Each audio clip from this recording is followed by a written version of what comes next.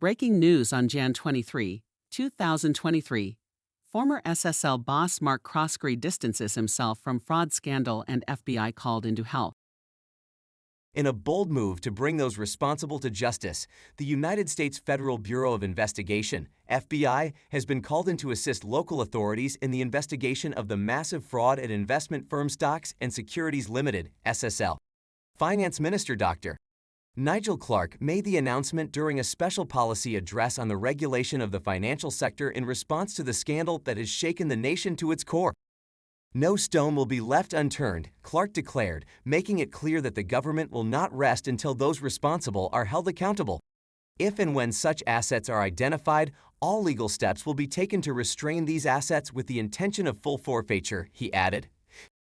The Police Fraud Squad and the Financial Investigations Division are leading the investigations into SSL. Clark announced that the entities sought assistance last week from the FBI and other international partners, a move that demonstrates the government's commitment to leaving no stone unturned in the quest for justice. In a further effort to strengthen the oversight of the financial sector, Clark named Bank of Jamaica, BOJ, Governor Richard Biles as the new chairman of the Financial Services Commission, FSC.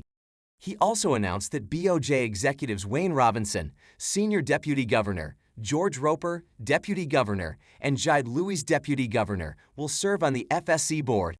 These appointments will be effective immediately, signaling a new era of accountability and transparency in the financial sector. Mark Croskery, the former Chief Executive Officer of Stocks and Securities Limited, SSL, has made it clear that he has no connection to the multi-billion-dollar fraud that has engulfed the entity. In a statement on Monday, Croskery distanced himself from the scandal, stating that any issues concerning the company have nothing to do with him.